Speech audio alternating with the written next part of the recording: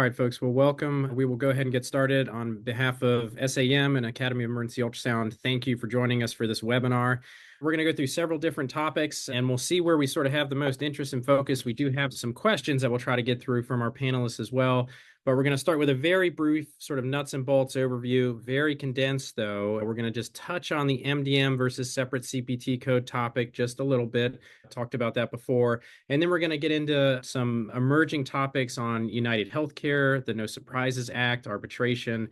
And then we're going to go into sort of academic ultrasound and some of the sort of the academic specifics with running a division, finding revenue growth outside of traditional methods, and setting yourself up for success. So with that, I want to go ahead and introduce the panel, and I'll just call people out so it's easy. So we'll start with Ed. Thank you, Dr. Tom. Welcome, everybody. I come from snowy northern Michigan on a trip. Happy to be part of the panel. I've been with Zotec Partners, which is a revenue cycle company, for 31 years.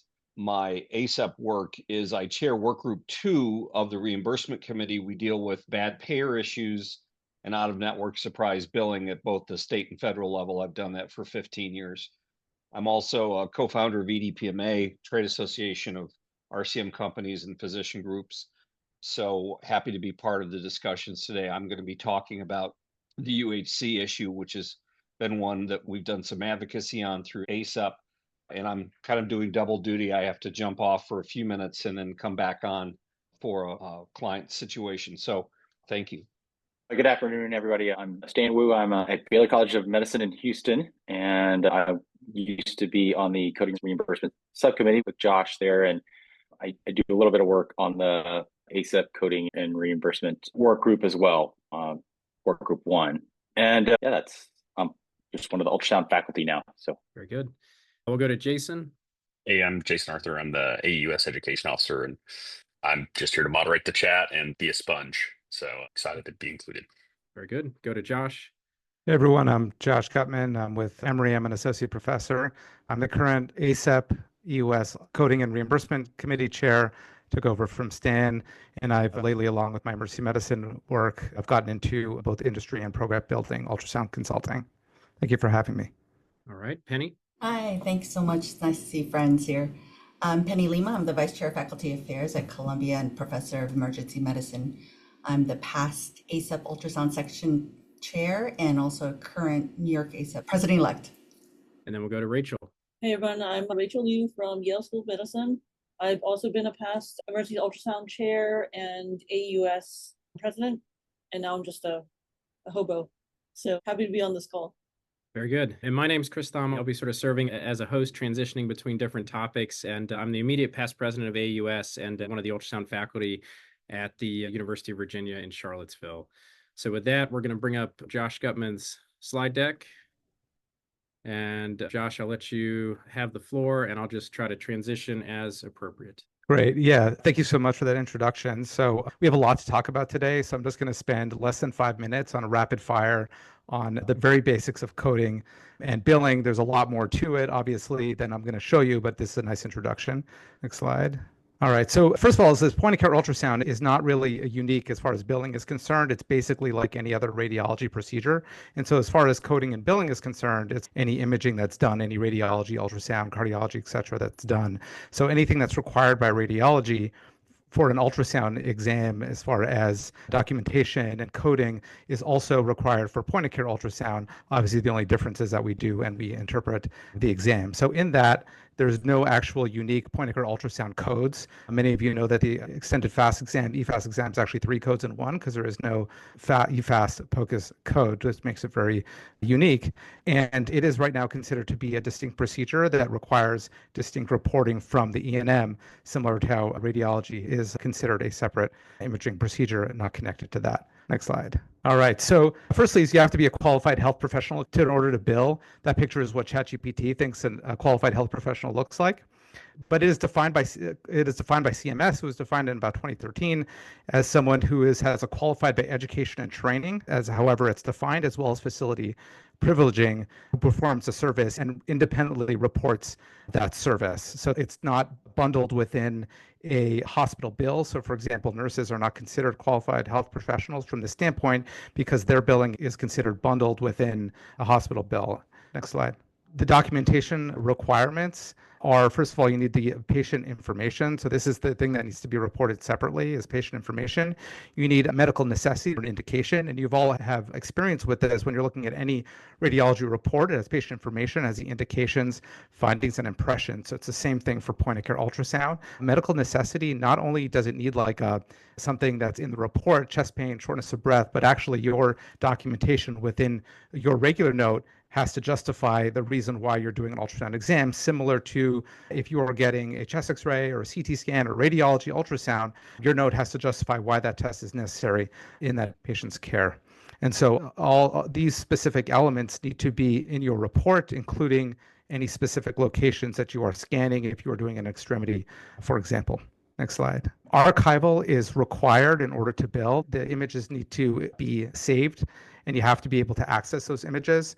You need to have a representative image. So this is a common thing that folks don't really understand is you don't need a certain amount of images. You need a representative image from the scan that you're doing. That could be one, that could be multiple, and that image has to be available for review. And so there isn't any pre-specified number of images that need to be saved according to CPT or CMS, and those images are not required to be submitted with the report. But if the program or if your department were to be audited, it needs to be available for review. And the length of time it needs to be archived is actually state dependent, but typically 5 years is pretty good. Next slide. How do we know what to bill, or how do the coders know what to bill? They depend on the CPT, which I'm sure many of you have heard of. It's the coding language.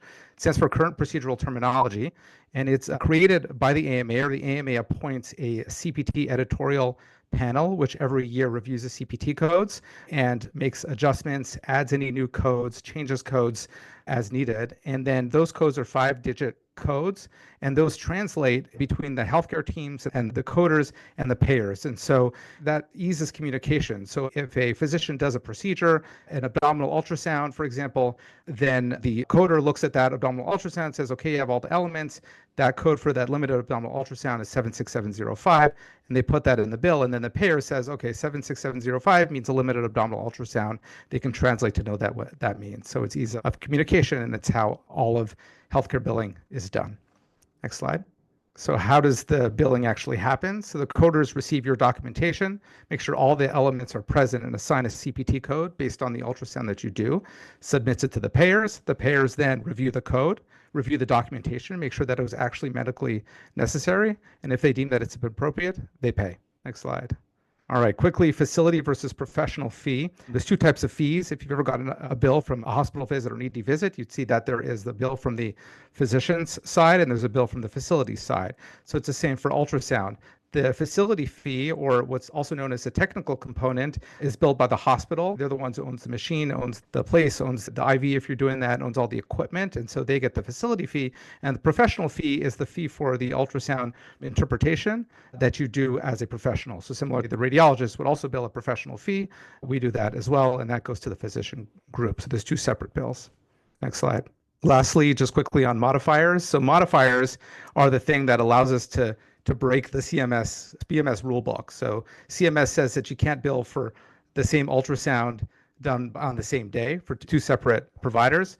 And so you can add a modifier at the end if there is a reason that you did a separate ultrasound. So for example, let's say you were doing a fast exam, and then when a trauma initially came in, and then the patient was stable at the time, and then they became hypotensive, and you repeated the fast exam, then your billers would then code a 76 modifier along that 5-digit CPT code that say, okay, this had to be done on the same day because of this reason. And your documentation chart has to reflect that. So these are three of the common CPT codes, same procedure at different groups. So for example, if you were doing a biliary ultrasound and you saw a liver mass, you didn't know what it was, you sent them to radiology, that could be coded with the 77 modifier because that's out of our focus scope of practice.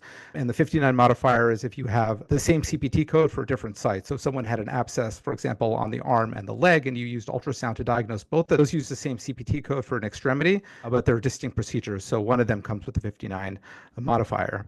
And so that's your rapid fire for ultrasound billing. And thank you so much for having me, and excited to continue. Any questions, feel free to put those in chat or go ahead and unmute and voice those. So, Chris, I have a question. So, I was always told we need to have like 3 findings and an impression. I've seen some radiology reports recently that just report findings and impression and then just write the whole thing. And it feels like a lot of our findings and impression are like repetitive. Is that something that is allowable or have seen work? I assume if radiology is doing it, that it is allowable, but I've not actually seen that written everywhere. Everything I've seen says 3 findings and an impression. Josh, you want to? Yeah, I've never seen the 3 findings as being necessary, and I'm not aware of lack of payment because of 3 findings. Sometimes findings and impression could be the same, especially if it's descriptive.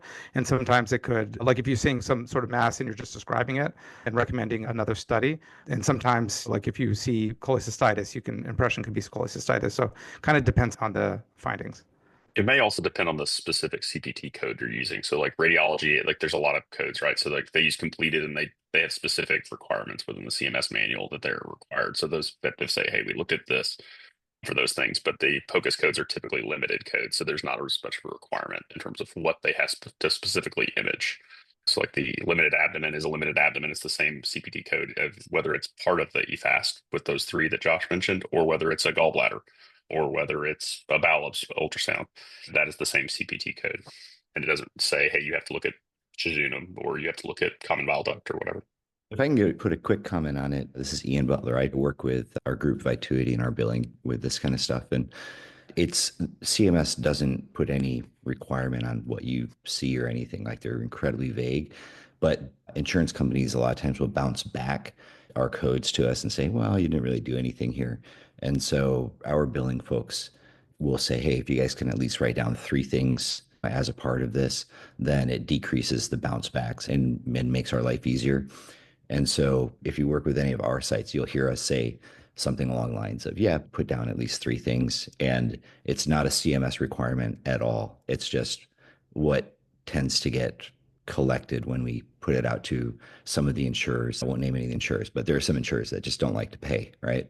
And so it's something we do to help our billing folks. Fair enough. I see a few questions, and I may pose this to the panel on RN placed peripheral IVs, ultrasound guided peripheral IVs. Experience in my local institution is we also don't try to code or bill for those. The CPT code we use for ultrasound guided peripheral IVs, there's 2, right? There's the ultrasound guided vascular access code, and then there's a CPT code for IV placed by physician. So we have not tried to transition that over to the nurses. Any experience amongst the panel with this question?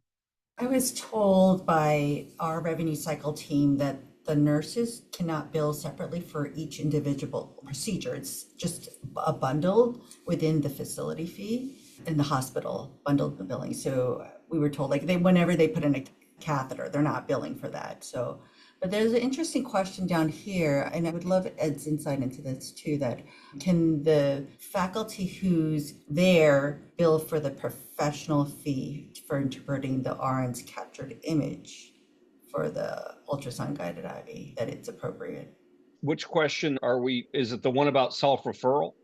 No, there's a professional fee. If the nurse is putting an ultrasound guided peripheral IV and captures the image, and the faculty, the attending is on shift and there and is interpreting the image for them, can the faculty member bill for that professional fee for the ultrasound that the nurse put in?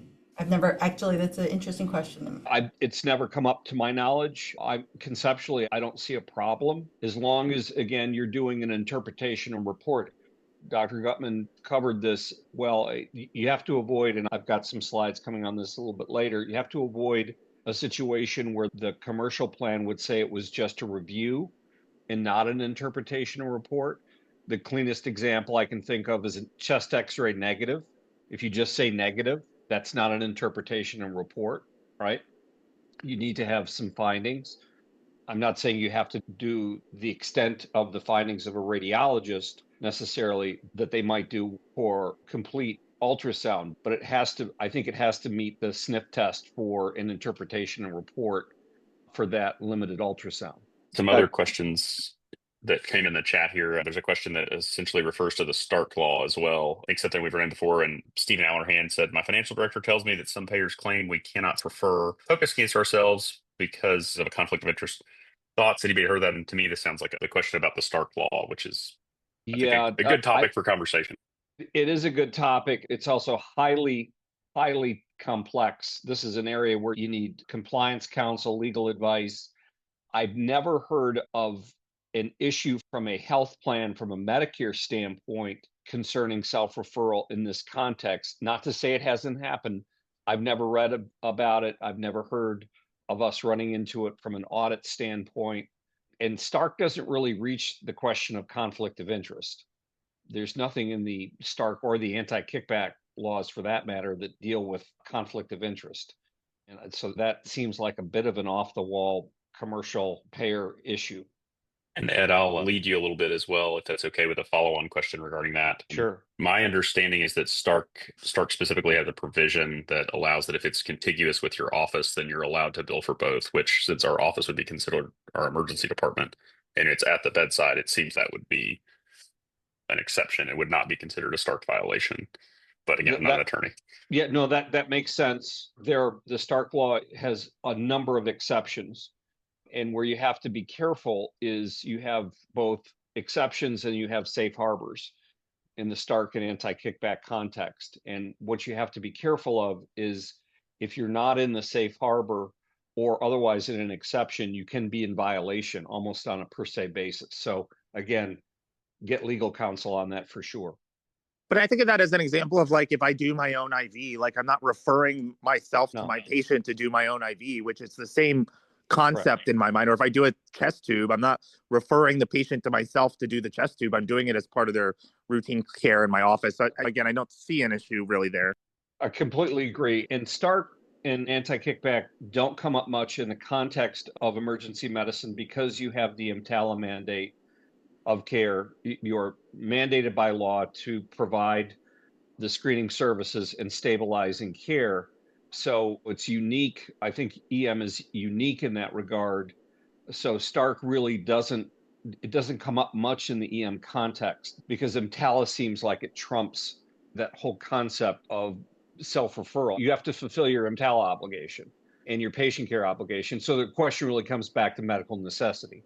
Is there medical necessity to justify the procedures that you're performing and the evaluation of the E&M services that you're performing? I have seen this come up when it's a butterfly or handheld device that you're using that you purchase yourself. So that might be more of a violation, but our cart systems are paid for by the hospitals or the institutions, not yourself. So technically you're not using your own device and self-referring in that sense. So we have created policy that the institution has to purchase the point of care device, the handhelds, in order to bill for patient care to avoid this issue in accordance with our compliance office, just for clarification for certain cases. I will say also that family practice and other outpatient providers own their own ultrasounds in their own offices, and it hasn't been an issue. All right, folks, we will move on here. Next topic.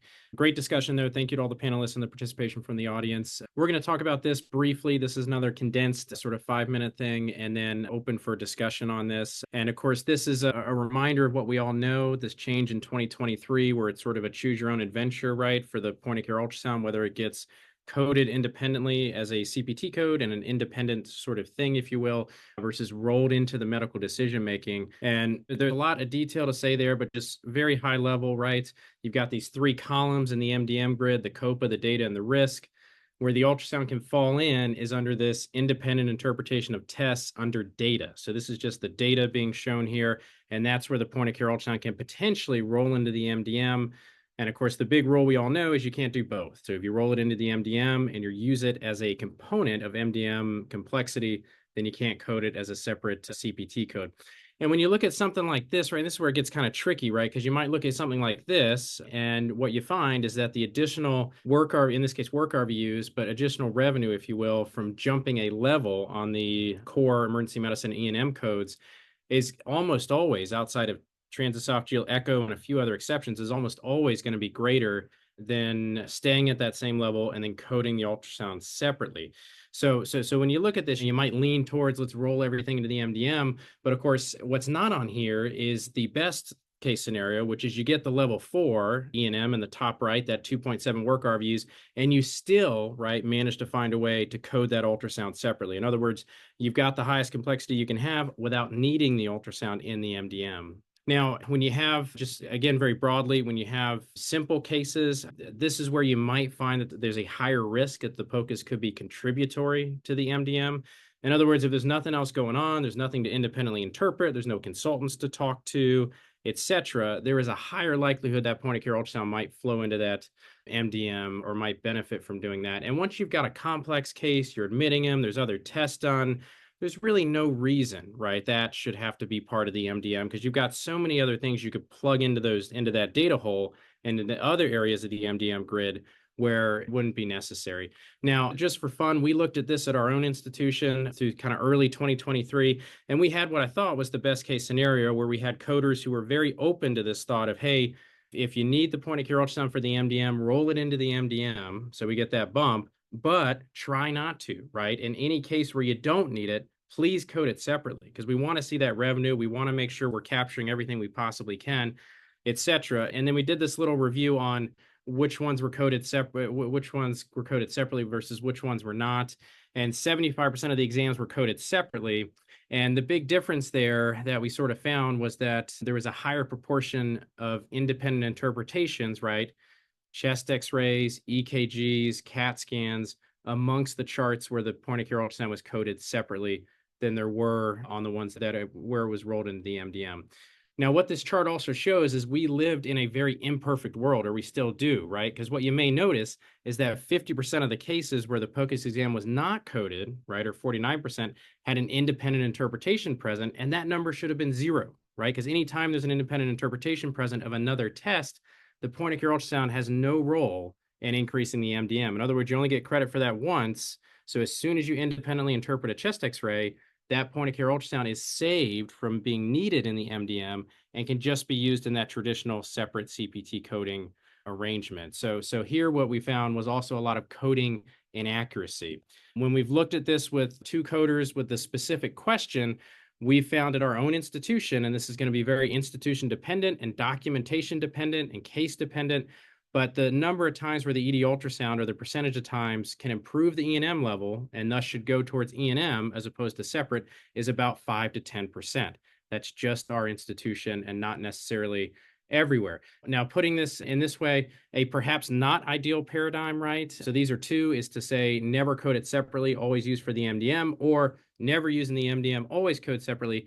The better one, right, when you can do it, is always code the CPT separately unless, right, the ultrasound is the thing that's needed to bump the E&M level, okay? And in that case, then yes, put it in the E&M level. Now, this is highly dependent on coders, okay? So you have to have a coding group that will agree to do this, can get through this efficiently, and they already have to count these elements in the MDM grid, so it shouldn't really add much time, but it is part of the puzzle.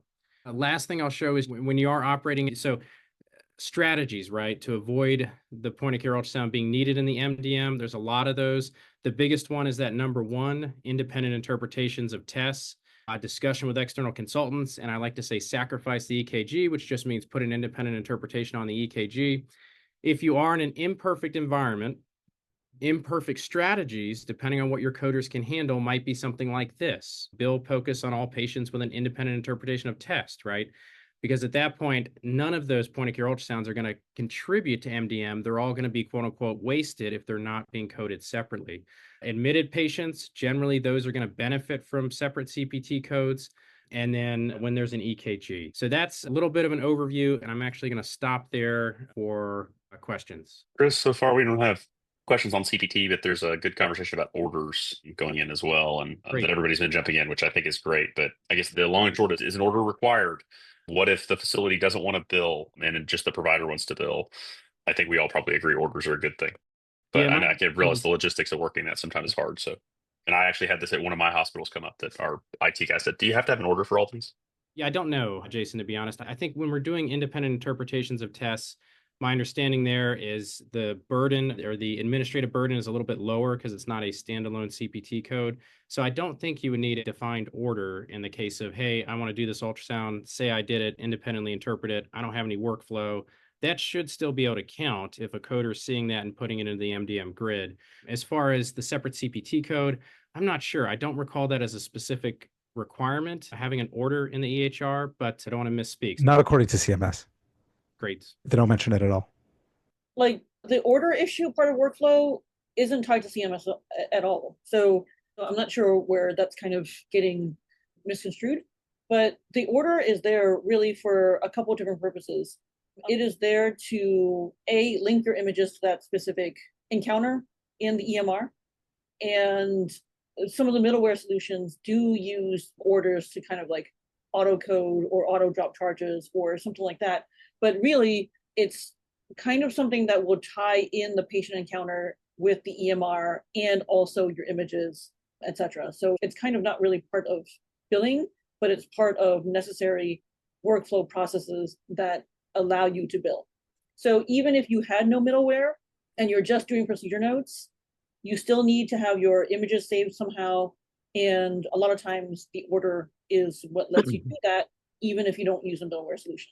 And I would just add on, there's a comment here, and I think a lot of the people that I think are talking here maybe practice at larger institutions. I think some of us practice, or maybe at smaller, like my site's really small. And one of the sites, like the solution for archiving is like a hard drive in a locked office, and it's like physically taken off the machine and put in a locked office, in which case there really isn't any value in having an order. It's just like physically, because there's so few studies, it's not a big, large residency where there's hundreds of studies done every month. It's a couple a month by a couple people kind of thing. So that may be one of an exception that why it's viewed a little bit differently at some other sites. Yeah, and that makes sense. I would just echo that there was plenty of ED ultrasound coding and billing going on, even in the days where we were sort of stuck with thumb drives and JPEGs and printed files, even back in those eras.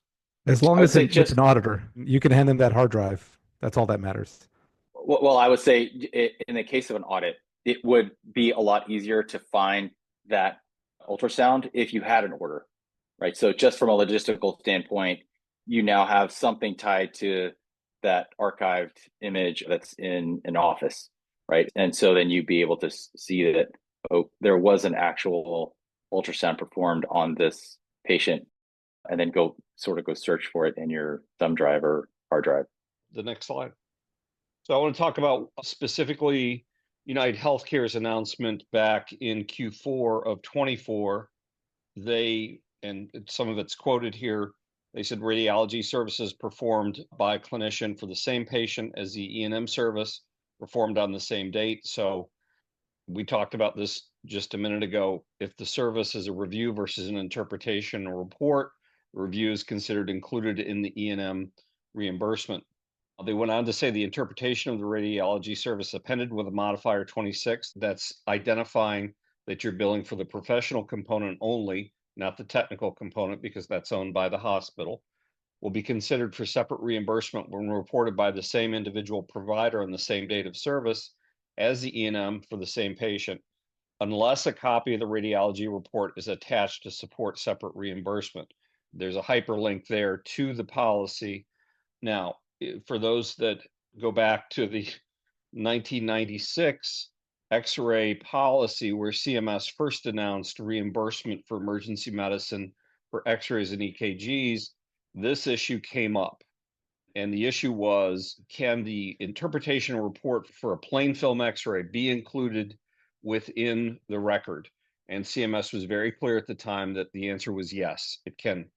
So in this case, if we can go to the next slide, United is saying that they're aligning with CMS policy. They're actually not. So we have it in writing from CMS to ACEP around the 1996 timeframe, when those rules were first announced on plain films, that a separate written report outside of the ED record was not necessary for reimbursement, and that the interpretation report could be included in the chart. CMS currently states, and it's quoted here, if the first claim is from the treating physician in the ER and there's no indication the claim should not be paid, no reason to think that a complete written interpretation has not been performed, payment of the claim is appropriate. So this is a case where United is really misinterpreting or drawing conclusions from CMS policy that really aren't there. And it's not been CMS policy since they issued the Federal Register in January 1 of 1996. Let's go to the next slide. Well, before we leave that one, and before I get into the NSA question, thank you. We've done advocacy. ACEP wrote a letter to UHC's medical director on this issue jointly with the ultrasound section and the reimbursement committee generated. Dr. Brian Heist from Atrium Wake Forest Baptist in Winston-Salem was leading that effort for us in work group 2. So we wrote to him and then have now recently, through Jessica Adams in the reimbursement department of ACEP, followed up on that communication to say that we have received no communication back from United. So the question is kind of what to do given this policy. We have seen the policy implemented. We've seen denials of claims. So it's important to think about how you address this in your own group. This has not spread to other commercial payers that we're aware of, but it could. So we think our best tact right now is to convince UHC that this is not an appropriate policy. It's not supported by CMS, and we'll continue to engage in that advocacy. If you could go to the next slide. But one of your options is to go out of network, and then that raises the prospect that you could potentially be filing what are called independent dispute resolution claims, in this case against United. Those claims are by CPT code. Now, I don't have data on IDR process specific to ultrasound, but we do have some data on evaluation and management codes. If you can go to the next slide. This shows this is from Federal Hearings and Appeals Services, one of the IDREs. There are 11 of them currently who are hearing these independent review cases. FHAS is I would say a high functioning IDRE, one that many folks like to use because they seem to be a fair broker on the field, a fair referee, if you will. And this data shows that the number of IDRs has really spiked significantly. Currently, they said that 2025 claims are tracking to be more than 2 million. You go to the next slide. And this really shows maybe perhaps one of the reasons why. This is, again, specific to Federal Hearings and Appeals Services data. But if you look at the initiating party, that's the IP offer average.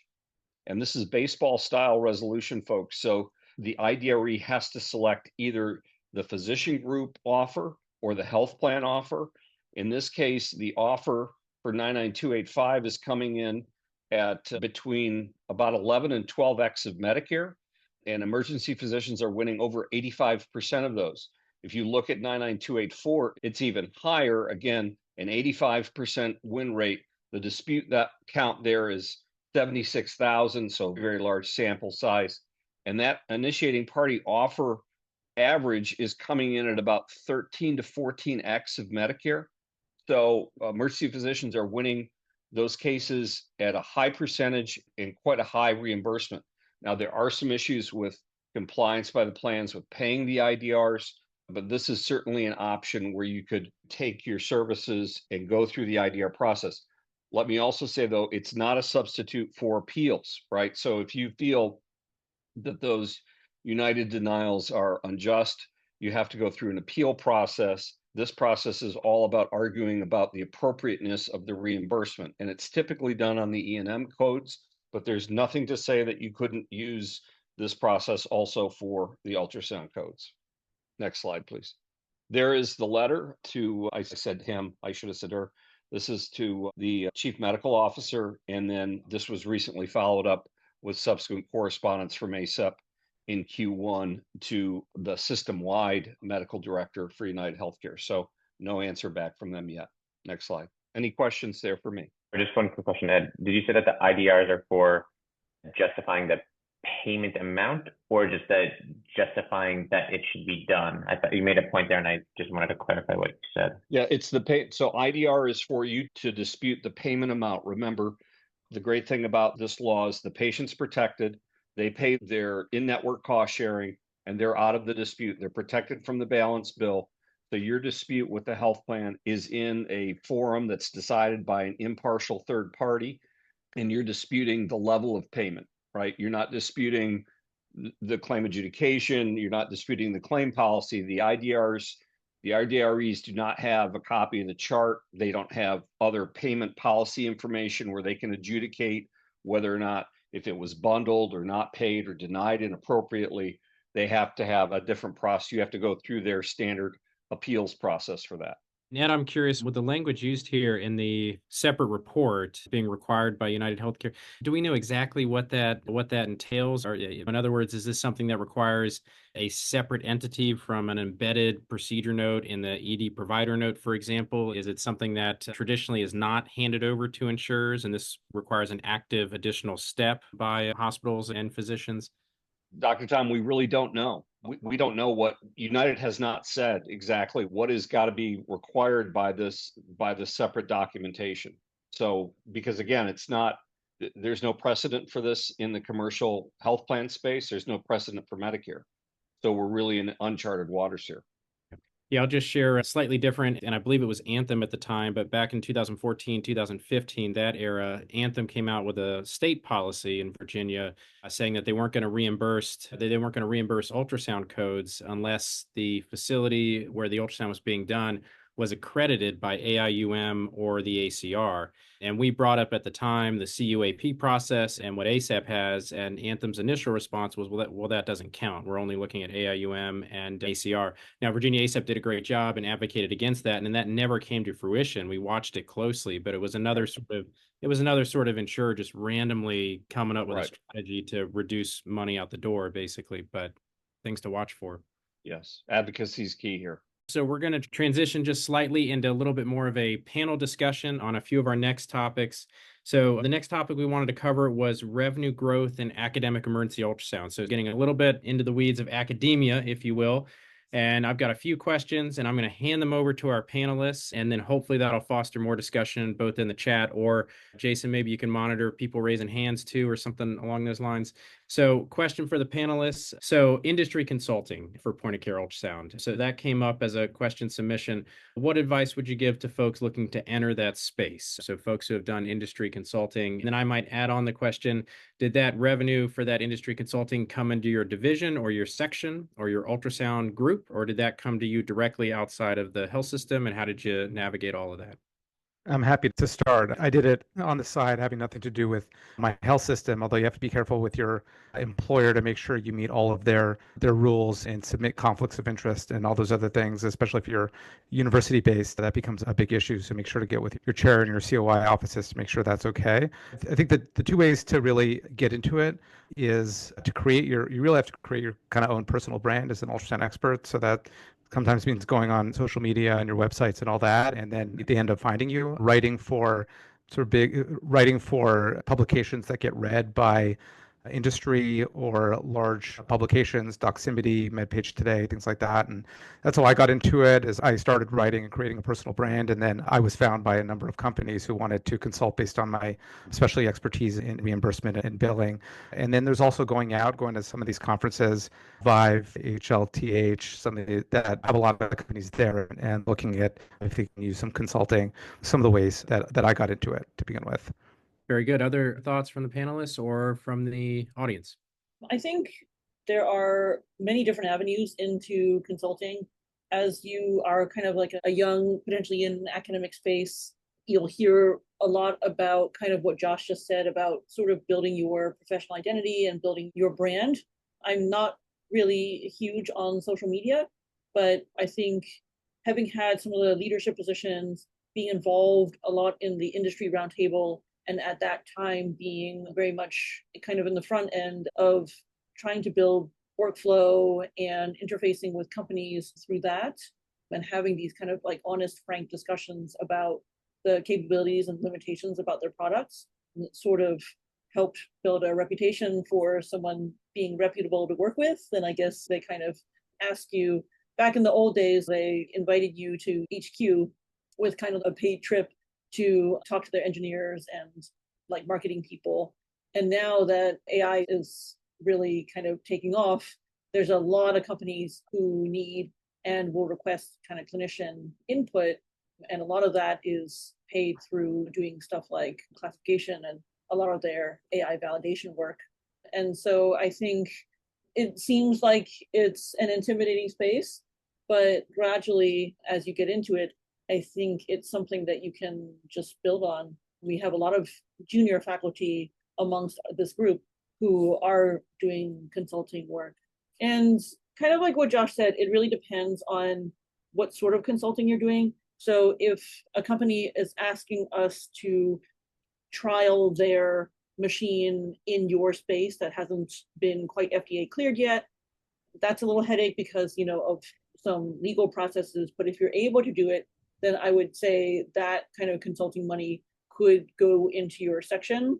But then when I do some like AI consulting work or some of these trip work things, that's kind of personal.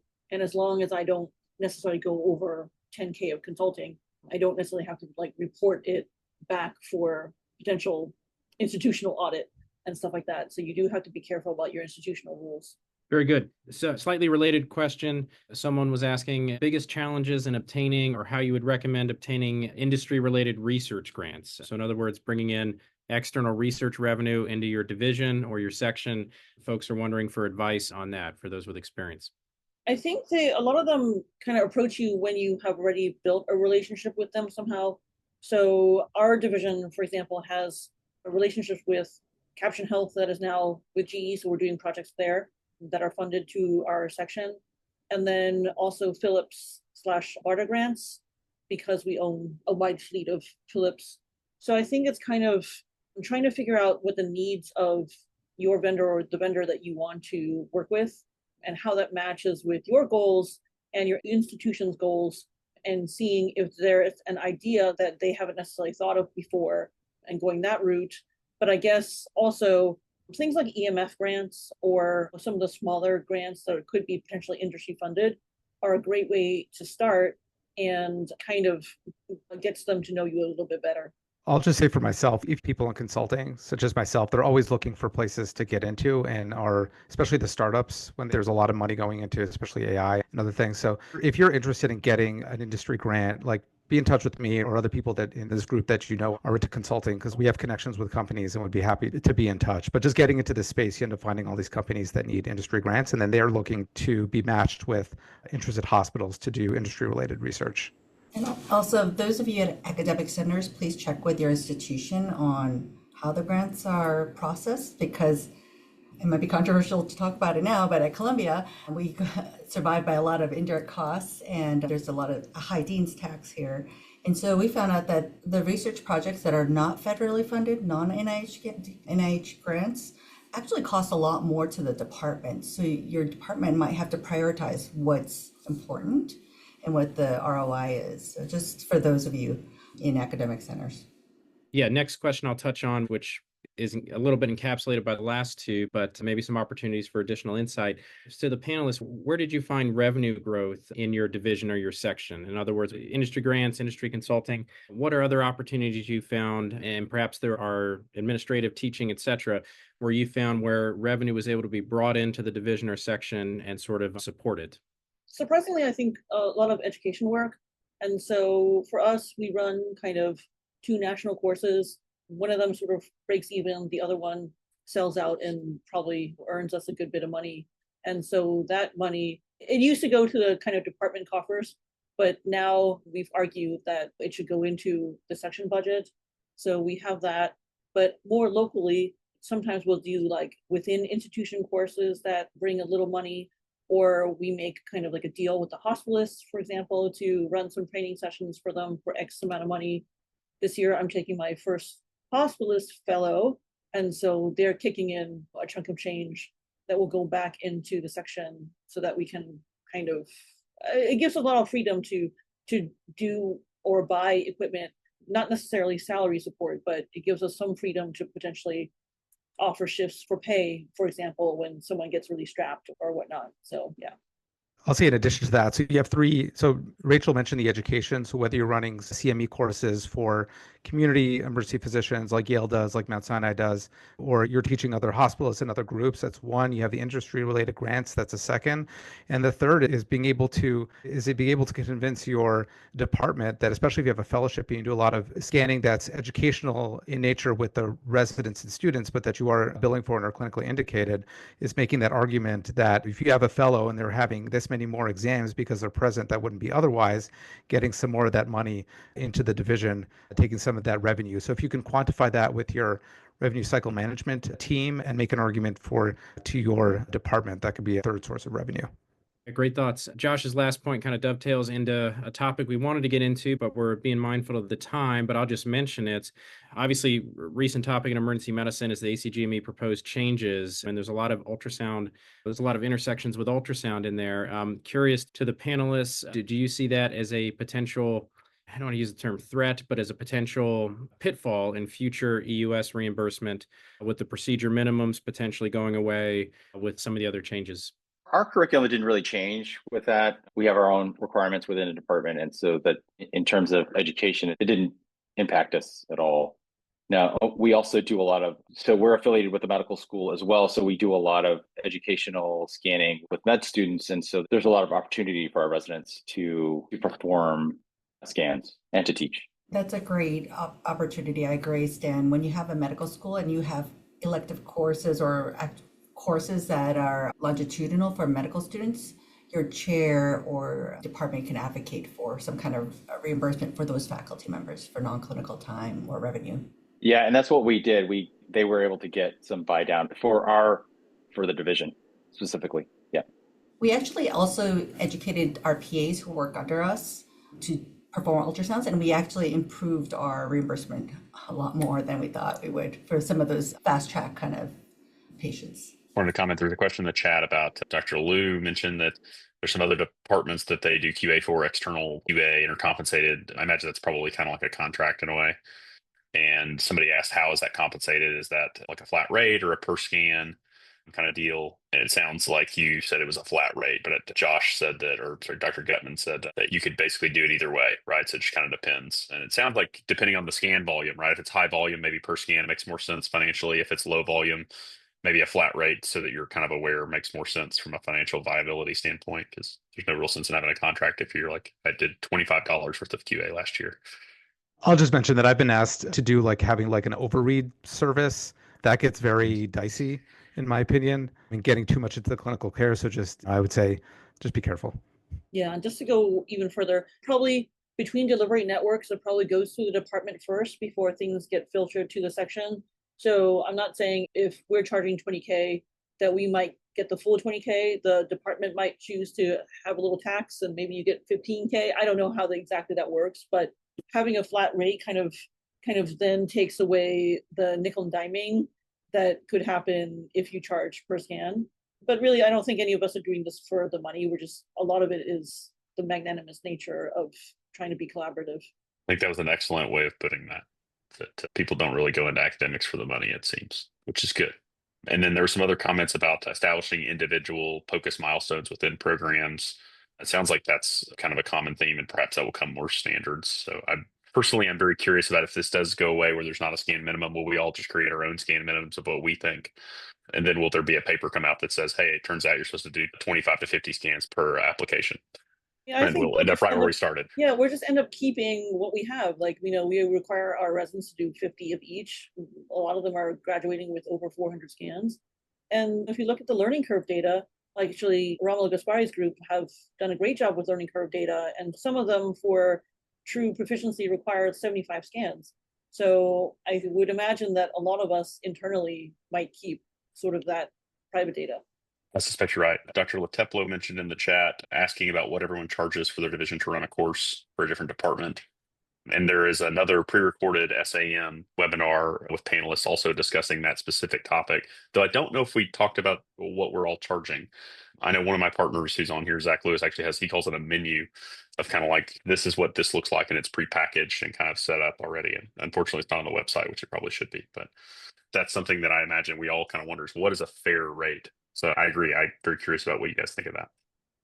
Well, we haven't run our ultrasound course in a few years now, but when we priced it, it was for the community. So we looked at other local ultrasound courses and basically priced it what they were charging. At the time, it was around $700 a person or $7 something a person for a 1-day course. And we were charging a little less than that, probably in the $550, $600 range. And then for internal, we gave them a break. So if they were part of the medical school, or if they were one of our faculty, we charged them half price. What I do is I think about as how many hours. So I think about it at an hourly rate and try to go from there in determining how much I'm going to charge. Also internally, I'll do about $250 an hour per instructor. And then externally, it'll be closer to 300 or 350 per hour, depending on when it's more community based. And so I try to think about it that way. And that's where I think is fair. In the Okay. chat, somebody said it depends on the course, depends on who's teaching, and depends on your salary, support, and structure, essentially. Is that a fair conclusion? Yeah. Dan Singer also has a question about the technical fee, I guess, and versus a professional fee. Yes, the technical fee is about 3 times more than the professional fee. When I first got here at Columbia, the hospital kept realizing they forgot to charge as we were implementing our billing services. So now, and also the other thing is that when you have a revenue cycle billing team, if it's human search for each procedure note for ultrasound, we found that a lot of them go unbilled by accident. So automating that as much as possible within your EMR or workflow with your billing practices really actually helps capture those costs. So the hospital, their ears were up, and then they saw that they could charge the technical facility fee. So we're working on that at the back end, implementing the Butterfly Cloud. Yeah, I think you can imagine if you find something like that out and you can fix it, you're a hero for your hospital, I imagine. Very good. All right. Well, I want to extend a thank you to the panelists who joined, as well as the audience for coming on. Hope you found it valuable. And yeah, thank you for your participation, everyone.